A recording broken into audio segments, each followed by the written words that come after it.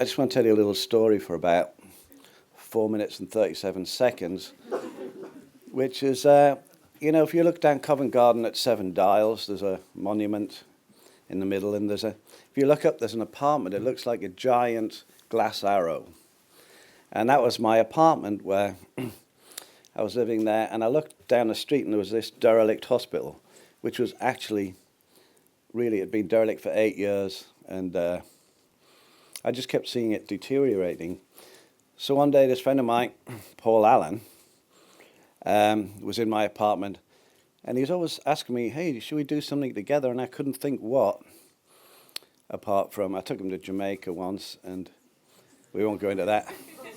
Anyway, and I said, well, you see that hospital down the road there? I said, it's a shame, but it should be made into a kind of Andy Warhol factory on steroids, and kind of wired and fiber optically wired, and so creative people could collaborate and meet there physically, not just over email or telephones. And I told him about Mahler's wife, who had these dinners in Vienna, and she would invite an architect and a composer and a writer and a painter, and kind of changed the sort of vibe in Vienna. So he said, well, let's go and have a look. So we wandered down the road, and we had tennis shoes on and just jeans, and sort of got into the hospital, and it was literally operating tables, jars of body parts.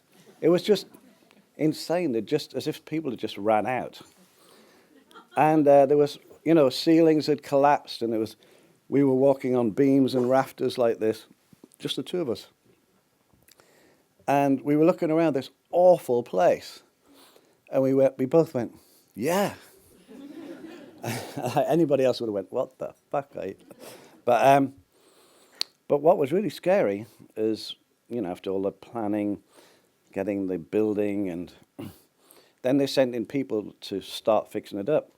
And we noticed that they had on these sort of nuclear protection suits with sort of big helmets and yellow suits, and they were walking in like this, and we were like, oh no, we've been like walking around breathing all this stuff in. But anyway, it's amazing that was 15 years ago. I had to battle for years with various people. I had to go to the House of Lords, the House of Commons. I had to bring in Richard Branson to help at one point, actually. I don't think he's here tonight, but he was going to come. And then Covent Garden Community Association, which I totally understand, but they kept saying, the trouble was I lived here, Paul lived in Seattle, so he wasn't getting this grief. I'd be walking down the street, going shopping at Coco de Mer or whatever, and which I also co-owned. And they'd go, we don't want your disco around here. And I'm like, look, well, I'm not making a disco, I was lying, of course.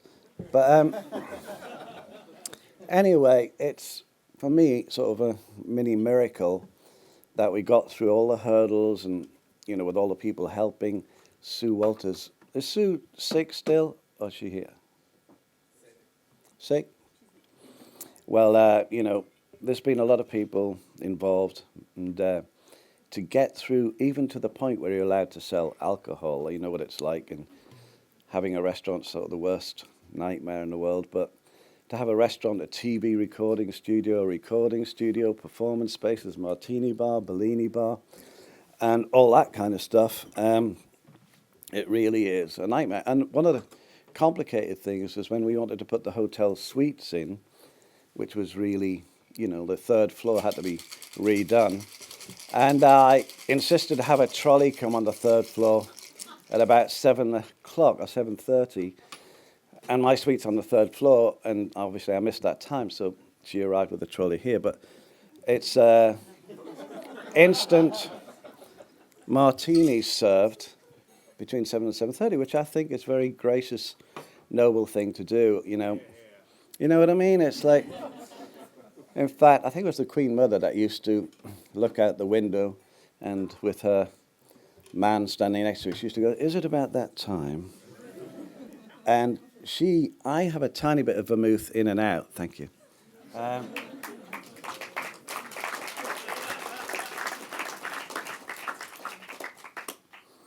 There's one thing I like about the Hospital Club is absolutely perfect every time. And most bars, you know, they get the ice out of the slushy old pit where they have the Coca-Cola tins, and then they shake it up and it melts and it's all watery. This is like rock hard ice. If you look in there, not that I'm selling it, I'm just... If you look in there, the ice is rock hard cubes of ice from the freezer. So when you shake it, it doesn't dilute the vodka at all. Thank you. So what was I saying before that? So I get so diverted as soon as I have a martini, which is the whole point, right? Because if we're talking about creativity, I wrote a book about 7 years ago called The Business Playground. And I was talking about the future of brands and innovation. See you in about 42 minutes. And the future I saw was, I invented a word called sponsibility instead of responsibility. And the way that brands could interact with artists and creatives. And I saw a future where, you know, Prada will be picking up an Academy Award in 3 years for a movie they've made, just an extension. Did you see the one with Helena Bonham Carter and directed by Roman Polanski, where he falls in love with a coat and he's meant to be a psychiatrist and she has problems? Anybody see that?